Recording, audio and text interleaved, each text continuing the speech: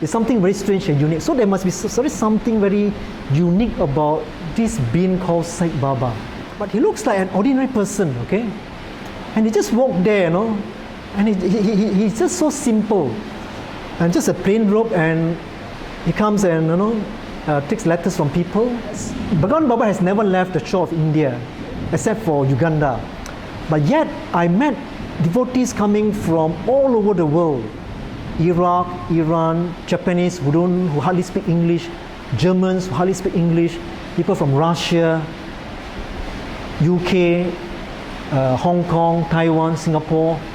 And as I get to know him more and more and read about his teachings more and more, I find that what drew people to him is that quality called love.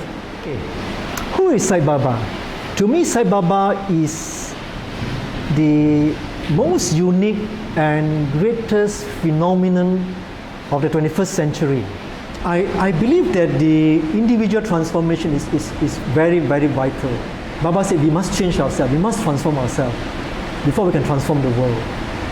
So the inner transformation is something which Baba always stressed, love. And his teachings on love is very profound, that we must, first of all, love ourselves, we must love others, we must transform ourselves. Then our family will change, then society will change, then the world will change. In Chinese culture, the filial piety is the foundation stone of Chinese civilization. And this is what Baba stressed, that we must always love our mother. You know? Then when we are able to love our mother, then only then we are able to love others. His heartfelt affection for Indian holy man Sri Sathya Sai Baba is obvious in all that he does and says. Billy Fong is the president of the Sathya Sai Baba Central Council of Malaysia. Welcome to Souljourns. This interview was recorded in Kuala Lumpur, Malaysia in 2006.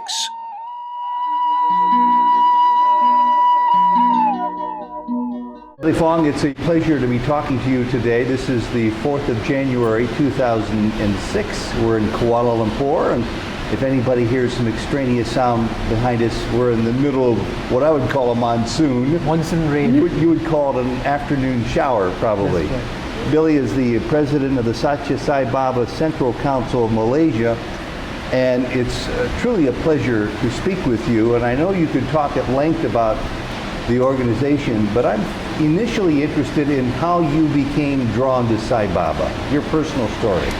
Okay. A friend of mine who is a very famous Chinese singer in Malaysia, he once showed me a pendant.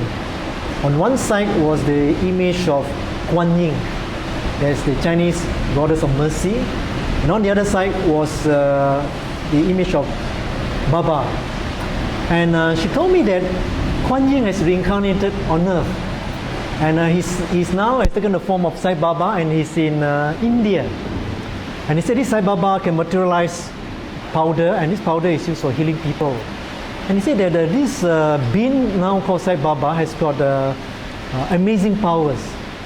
So then I became very curious to know about who is this Sai Baba. Then at that time I was working in a bank, and asked my colleague, who is this Sai Baba? You know?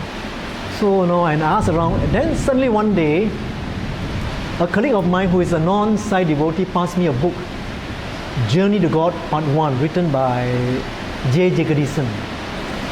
And I read through the book, and I found that his Sai Baba's message makes sense, you know. So I was attracted by his teachings, great universality, okay. And his teaching answered my queries about why are there so many religions in this world, okay. And each religion said that they're the best. Then I was also attracted by the vibhutis, you know, the miracles. So at the back of the book there was address of a Sai Center. So I went to Sai Center. But when I came to Sai Center, I don't see any vibhuti there. You talk so much of vibhuti, you know. Then I went to another Sai Center to look for the vibhuti. But I never see this vibhuti, you know. But then what attracted me was the service activities that they had in the center. They activated old folks home, you know, blind home, visit the handicapped home, you know, orphanage. And that was what attracted me to the center, and that's how I stick on to this center until now, since some 20 years ago. So when you were first drawn then to Sai Baba, through Jagadishan's writings and through your understanding of what you now know as seva, That's right. selfless service to humanity, were you surprised that at your age, with your spiritual interests, that all of a sudden it blossomed into something far greater? I would imagine this might be the most spiritual period of your life.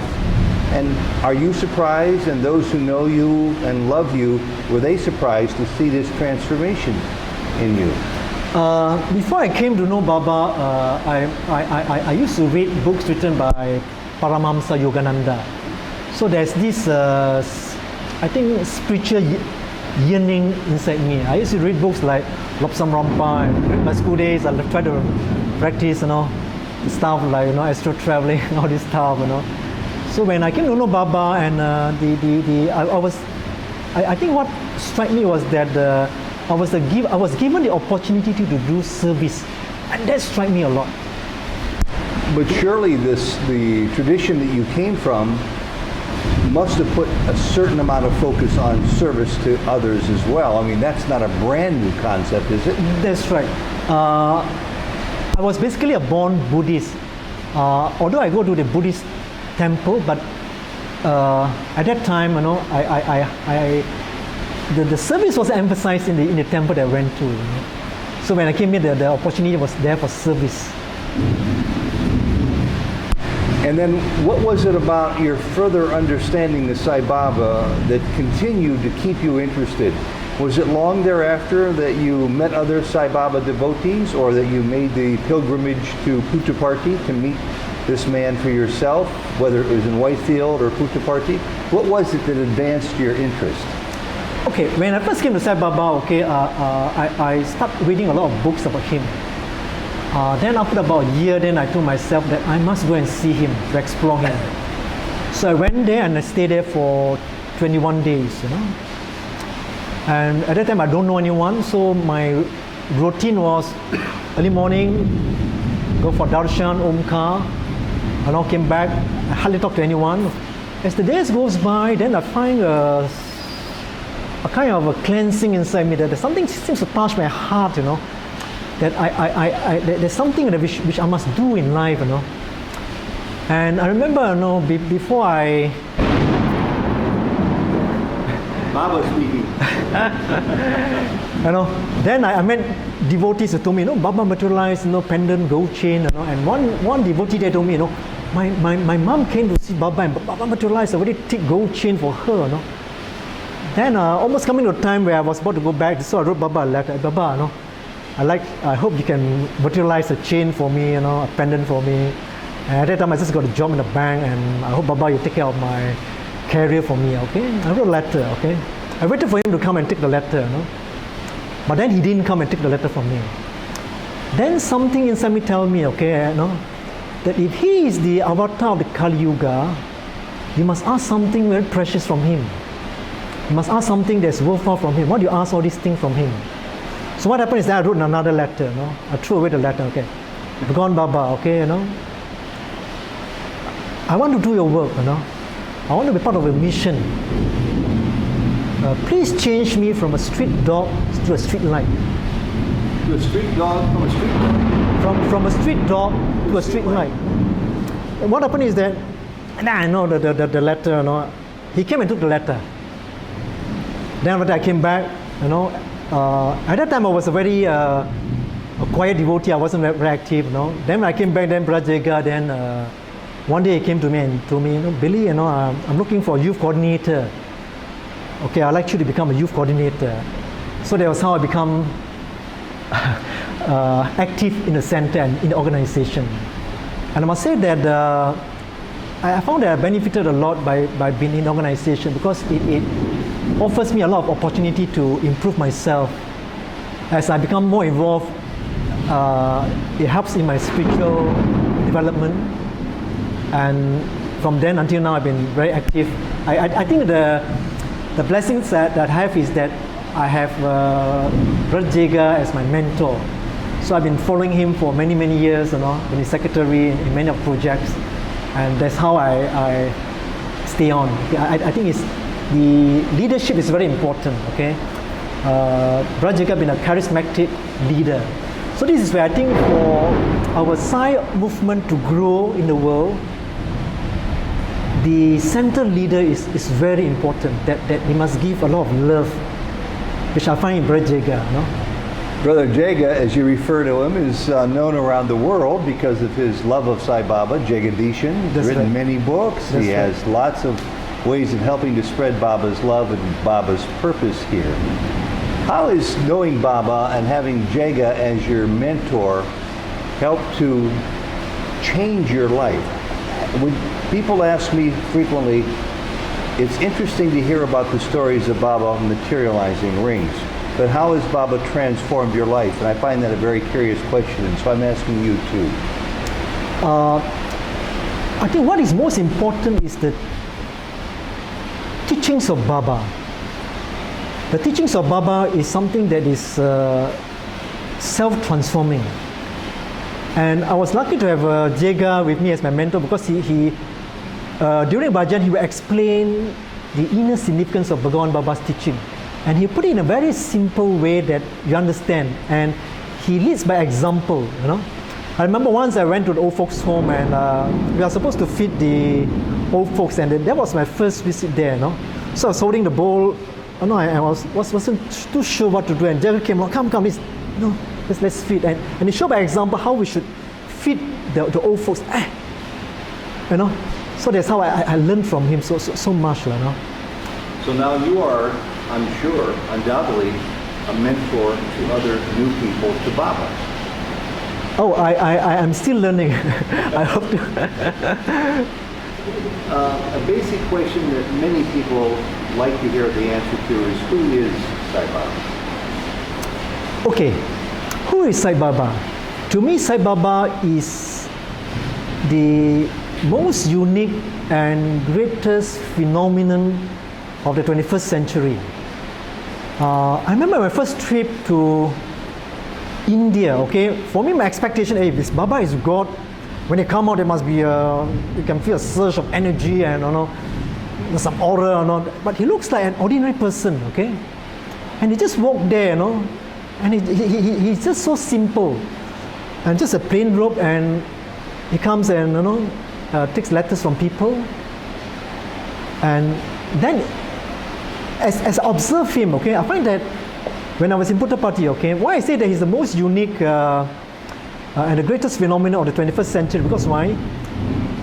As Bhagavan Baba has never left the shore of India, except for Uganda. But yet, I met devotees coming from all over the world. Iraq, Iran, Japanese who hardly speak English, Germans who hardly speak English, people from Russia, UK, Hong Kong, Taiwan, Singapore. For Europeans to visit India is something which is quite normal, especially during the Beatles time, okay? But for people from so many countries to visit India, it's something very strange and unique. So there must be something very unique about this being called Sai Baba. And as I get to know him more and more and read about his teachings more and more, I find that what drove people to him is that quality called love. Wonderful. Billy, you don't have to answer this if you don't want to, but I'm often interested as I grow in my spiritual understanding of people's personal experiences. Why? Because they help me understand at a deeper level how Baba affects people in such a striking way. Is there anything that comes to mind from your years of being a devotee now, of a personal experience that might be useful in helping people to understand that Baba is different than the traditional way, no matter which spiritual tradition we spring from, we think of prayer? Because from my understanding, he has a way of giving you personal experiences, mental thought formations, dreams, apparitions, materializations, instinctive answers to questions. Do you understand my question, and can you give me any examples if you choose to? I see. So, okay, let me just think for a while, okay? Okay, I never have what they call people go to Baba because of a cure or things like that, or because they have dreams. Okay, but I never have that. Okay, I was attracted to Baba more because of his teaching, his profound teaching. I remember once, okay, I was in Puttapati, okay, a group of devotees, which I was with, they had a chance to go into the hall, but I was left out, and the shutters closed, and I was sitting there outside and feeling very miserable, and I feel the pain and heart. Oh my, all my friends are inside, and I didn't have a chance to go inside. Then something struck me. Why is it that you're feeling the pain?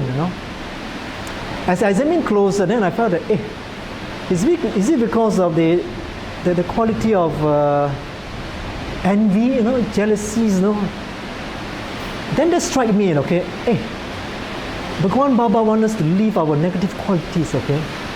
Then I realized that this is something that I must make use of, And then in the year 1997, I had a chance to speak in front of Bhagawan. That was during the first Chinese New Year celebration. And what happened is that as I prepared a speech during the night, something inside me tell me, now you have a chance to speak to the avatar of the Kali Yuga.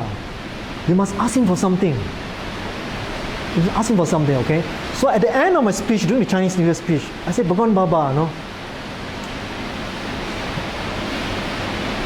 you have always tell devotees that whenever they come, they must leave behind one bad qualities and they must take back one good qualities. Bhagawan Baba, I want to leave behind one bad qualities in me.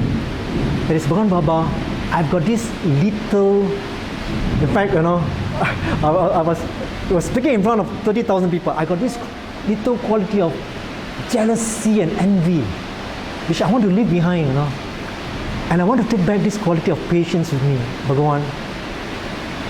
And that was how I ended my speech. And then after that, I knelt in front of him. And then he suddenly raised his hand. I thought he was going to materialize Vibhuti for me. But what happened was that he materialized a chain and a pendant for me. Just like you wanted earlier. But what I wanted then was for him to take away the negative qualities inside me. I think he must be very happy with that. That must have taken a lot of courage for you to do that. Oh, imagine telling your bad qualities in front of sure, so many people. Was he happy? Well, he must have been very happy with you. I think so. I think so. So I think this is something that we when we go to see the avatar, that we must look for this thing that we must make use of the avatar to help us to transform ourselves. Mm-hmm. Because Bhagawan Baba has come us to transform us, and the only way to transform us is to leave behind, ask him to help us to take away the negative qualities inside us. It's only then that we can transform ourselves. And this is what Baba wants from us. You said that you were in part attracted to Baba because of his profound teachings. That's right. And yet, as a student of Yogananda, as a student of Buddhism, as a practicing Buddhist, you are aware of many profound teachings from your tradition too. To those who are new to Baba, how would you characterize his teachings as being also new to you and also enlightening in a way that Buddhism wasn't or other traditions were not? How might you characterize his teachings, Baba's? I find that Baba does not come to what they call propagate something new. What he's propagating is something that's already in our religion. And he wants us to go back to our religion and understand our religion better. So this is something which I'm very much attracted to, because why? The world today, there are so many religions, and religions today is having conflicts among itself, okay? So this is something unique about Baba, that he said has come to repair the highways to all religion. And this is something that attracted me. Even within religions, I spring from the Christian, the Catholic tradition. There are so many denominations and movements within Christianity that sometimes they're hard-pressed to find areas in which they're in agreement, let alone all the spiritual traditions outside of Christianity. What do you see this important era that we're living in right now, producing as far as Baba's imprint on humanity. Is there going to be a transformation around the world that will be visible for all of us to observe? Or are you one of those who believes, as many do, that the transformations he's going to bring about are personal, interior transformations, individual transformations? I believe that the individual transformation is very, very vital. First, Baba said we must change ourselves, we must transform ourselves before we can transform the world. So the inner transformation is something which Baba always stressed, love. And his teachings on love is very profound, that we must, first of all, love ourselves, we must love others, we must transform ourselves. Then our family will change, then society will change, then the world will change. Mm-hmm. I've heard much about the different forms of seva, charity work, selfless work that you're involved with this wonderful center here. Can you give us a tiny idea of what your personal favorite seva has been over the years and why? My favorite seva has been reading to the blind. Reading the blind, and that's how I first started in this center, and taking care of the old folks, and also taking care of the handicapped children. This was something which I have been very heavily involved with, when I first came in the center. And this is no large group movement, this is a one-on-one experience, isn't it? It's a one-on-one experience. So that says a lot about you, that you derive a lot of satisfaction working on a very small scale, in that it affects one person, but it affects one person in a very big way. That's right, that's right. And are they ever interested in what motivates you to do this work? I used to read Buddha's teaching. Buddha said that you cannot put perfume on others before getting a few drops on yourself. So that was something theoretical to me until I started doing seva. Then I find that, I'm feeling happy, when I'm giving joy to others, I'm feeling happy. So this is something that really struck me. Buddha's theory became something much more than a That's theory. right. It becomes something, what they call in practice, and it's a real experience. Billy, thank you very much. I want to ask you one last question, and let's conclude on, I'm not sure it can be explained, but I hear the word so often displayed on the lips of people who are followers of Sai Baba, the word of love. Have you seen your understanding and an interpretation of love change over the years that you've known Baba? And what does it mean to you now? I think this love must start with our love for our parents. In Chinese culture, the filial piety is the foundation stone of Chinese civilization. And this is what Baba stressed, that we must always love our mother. Then when we are able to love our mother, then only then we are able to love others. And love here, I feel that is that of sacrifice. Love between husband and wife is one kind of love. Love between siblings is one kind of love. I think the real love that what Bhagavan Baba wants us to realize is the love is when you love, you must sacrifice. Which means when devotees come to the center, and if it's raining and the hall is packed, and there's no place for them to sit, and you are sitting inside, you must come out, stand outside, and let devotees sit inside. This is love. This is selfless love. And you must be willing to sacrifice yourself for the happiness of others. That is my understanding of love. Billy, every time I'm in a position to ask people questions about their love for Sai Baba, I walk away enlightened. It's like some of the perfume drops onto me too. Thank you very much for your wonderful stories shared with us. God bless you and Thank you. Salam.